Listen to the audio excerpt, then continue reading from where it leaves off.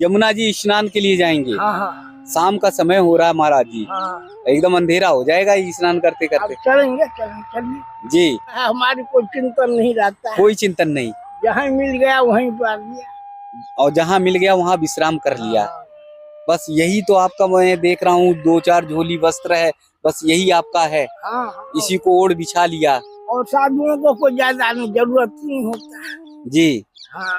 दोस्तों, वृंदावन की इस यात्रा में लगातार त्यागी, तपस्वी, महान संतों के दर्शन ठाकुर जी राधा रानी की कृपा से हो रहे हैं। जिस रज को हम छोड़ते जा रहे हैं, जिस ब्रज को हम छोड़ते जा रहे हैं, जिस भक्ति को छोड़ते जा रहे हैं, उसी रज से और उसी ब्रज से पूज्य संत महाराज जी लोग जुड़े हुए हैं। और इसीलिए थोड़ी बहुत भक्ति की साधना की अलग जिसके अंदर नहीं जगी रहती है, उसके अंदर लौ जगाने का काम करते हैं। और ऐसे ही पूज्य महाराज जी का स्वरूप देखिए, जो ब्रज और रज में पूरी तरह से नहाए हुए हैं, लिपटे हुए हैं, जिन्हें पता है कि असली जीवन का उद्देश्य क्या है, असली जीवन क्या है। और इसीलिए हनुमान जी के स्वरूप के रूप में ब्रज में धारण किए हुए हैं। अरे इसी रज को हम छोड़ते जा रहे हैं, इसी ब्रज को हम कैसे छोड़ते जा रहे हैं। हम कोठी और बंगले में आ जाते हैं तो हम भाव में इतने आ जाते हैं कि लगता है कि सबसे बड़े ताकतवर हैं। लेकिन हर व्यक्ति को इसी मिट्टी में मिलना है, यहीं की धरा में मिलना है, तो क्यों अहम, क्यों अहंकार। तो आइए पूज्य महाराज जी के चरणों में वंदन करते ही बस बातचीत करें। आज तो ऐसा रोम रोमांचित हो रहा, जैसे लग रहा साक्षात हनुमान जी के बगल में बैठा हुआ हूँ, और लग रहा है कि पवन पुत्र हनुमान जी का साक्षात दर्शन हो रहा है। महाराज जी के चरणों में बहुत बहुत वंदन। महाराज जी, पवन पुत्र हनुमान जी, जो हवा की बेग की तरह चलने वाले हनुमान जी बाबा जी के शरीर में हैं। जी, बाबा जी बाल भोग लगावे तो भाई अपना हनुमान जी को ना दे जी, कहाँ दे।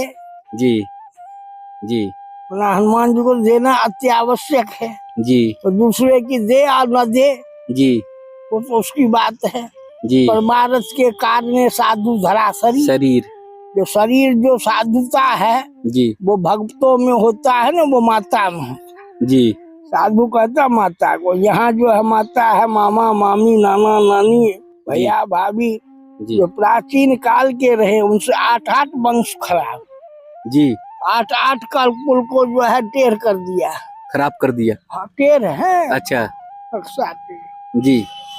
और बात मनमोहन कर दिया, उससे मधेपुर, उससे ऊपर भी जो है जी, वो वही गांव रहा जहाँ कलश निकला जी, आगे सर गांव से फिर जो सरपुर, जी, सरपुर से फिर पूर्व देखो जी, धार के पार का, जी, वो धार का पार का जमीन उसमें फर्क है। जी, जी। बहुत सारे भक्त कहते हैं हमारा पहले बेटियों का वंश है वो उसमें से। जी। साधु का मतलब बताइए, साधु कौन? साधु तो भगवती हनुमान जी को कहते हैं। अच्छा, भगवती मैया हनुमान जी को कहती थी, ये ऐसा सज्जन साधु नहीं है। एक साधु जो है विशंभर दास के पास है जी, इसके बाद इधर ही है जी, बीच में गंगा में कोई घर नहीं होता जी, ये फूस का घर गंगा में बना लो तो टिकने ही नहीं देगा, पानी नहीं रहने देगा। जी, जी, कोई लोग रहने देता, पानी नहीं रहने। जी, जी, जी, जी। कई स्थान है, किस स्थान पे रहते हैं, कहाँ पर आपका आश्रम कहीं कुटिया है? हमारा कोई ना है जी, हमारा इस देश में न कोई बहन है न कोई बहनों है जी, जहाँ जिसको हमारे ऊपर का संबंध है वो अपने में नाती पोता पोती में वो सड़क पर आ गया। जी, वो सड़क पर आ गया वो ट्रेन।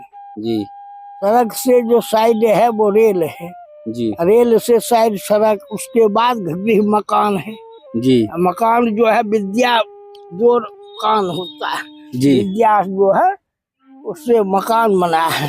विद्या जो है देवियों का शरीर का नाम, विद्या देवियों के शरीर का नाम है। जी, उसके लिए कितने हैं कुर्सी 2 में आ जाते हैं। जी, तो मन जो है महाराज जी बड़ा चंचल है, मन जो है विचलित रहता है।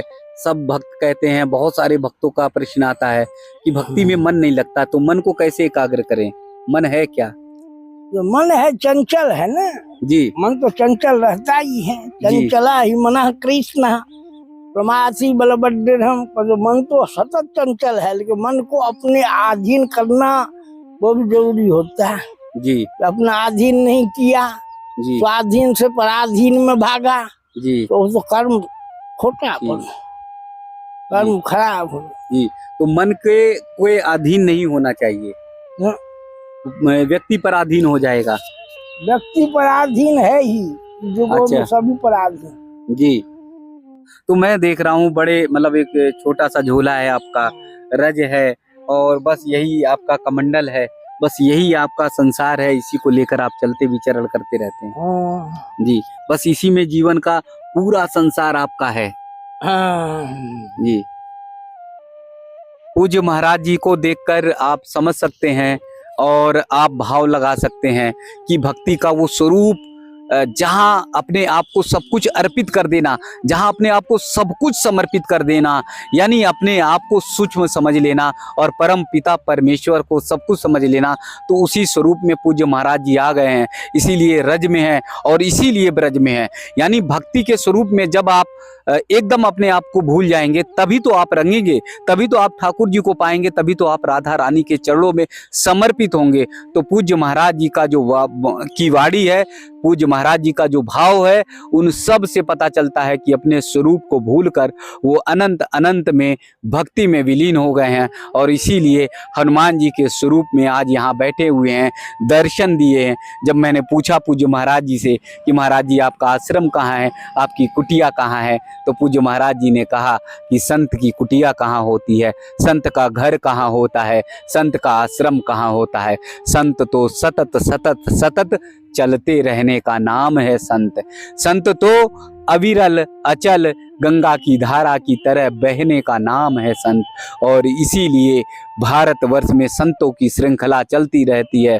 चाहे आप देखो चारों धाम का हो, चाहे आप देखो माघ मेला हो, और चाहे ब्रज में देखिए, चाहे कार्तिक मास की 84 कोशी परिक्रमा हो, सब जगह ऐसे पूज्य संत महाराज जी दिखाई देते हैं। तो आज हनुमान स्वरूप संत महाराज जी का दर्शन हुआ है, ब्रज में दर्शन हुआ है और रज में दर्शन हुआ है। ये देखिए ना कि ये ब्रज है तो यहाँ की हर हर कण यहाँ की रज है, और उस रज में, ब्रज के रज में वो दर्शन मात्र हो पाना बहुत बड़ी बात है, क्योंकि यहाँ तक पहुँचने में कठोर साधना, कठोर भक्ति करनी होती है और सब कुछ समर्पित कर देना होता है।